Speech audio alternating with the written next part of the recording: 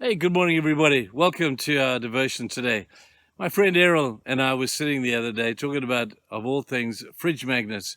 And we were talking about the merits and the demerits of these things that we stick upon our fridges. Well, Helene has got a proliferation of those things.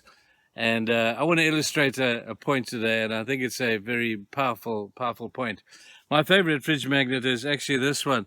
It's Pooh Bear sitting there rubbing his stomach after eating more honey than he should have. And he says there, how long does getting thin take? That's a good thing to put on your fridge That's a good one. But then as you look at other people's fridges and indeed ours, there's a fridge magnet here with a quote from Isaiah 40, verse 31. It says, those who hope in the Lord will renew their strength. They will soar on wings like eagles. And there is a ton of those that are spiritual in type. But I wonder too sometimes some of the demerits of this is you get people who have a fridge magnet faith. Their entire Christian experience lives off the highs of these sayings that we stick onto things like our fridges, cliches that we throw at people because they are true, but we only know a handful of them, and we live our Christian experience out of the fridge magnet type of faith. Now, I've nothing against these things. I think they're awesome. I think they give to us a beautiful sense of just wisdom that we can look around to. But I'm going to tell you, people, here's a bit of a warning. Be careful that you don't live your Christian experience out of just fridge magnet type faith. The fridge magnets are wonderful, but they're a tiny proportion of all that God has for you. And sometimes when we just live off these highs and these beautiful expressions, we can find ourselves becoming disappointed with the things of God and disappointed with God himself. Because all we're reading is a very small portion of what God has to say. And we find people that are sometimes disappointed because what is said on the fridge magnet never became a reality. Now, you got to balance this with the rest of Scripture. I love this. Here's these two men we were talking about last week. They left and they were going home after seeing Jesus die.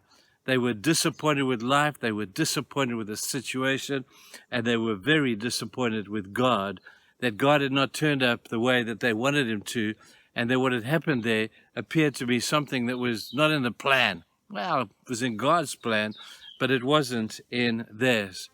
And then Jesus arrives, and without them knowing in some strange way that it was Jesus, they began a conversation. You see, they'd lived their lives out of fridge magnet faith, call it that. Just a few little statements that they had hung on to and held on to. Meanwhile, there was a ton of other stuff that they had not thought about. And it says this as Jesus spoke with them. It said this, how foolish are you, he said to them, and how slow of heart to believe all the prophets have spoken. Did not the Christ have to suffer these things, then enter into his glory? And beginning with Moses and all the prophets, he, that is Jesus, explained to them what was said in all the scriptures concerning himself.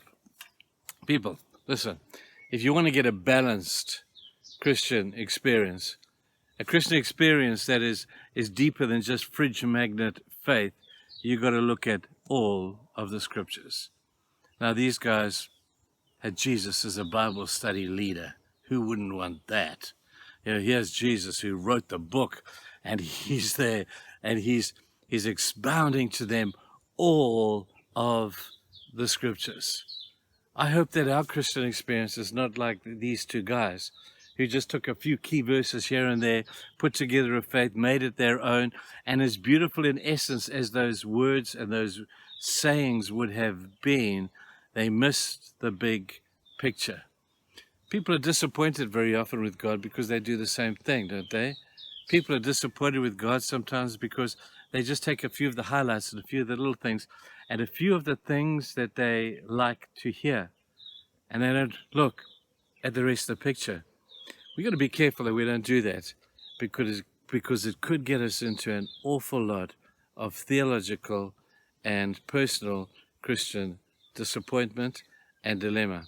So I hope that as you look, not just at the highlights, but as you look at this beautiful picture pictured in Luke chapter 24, as it helps us with the chapter in Mark chapter 16 to understand this whole disappointment with God thing.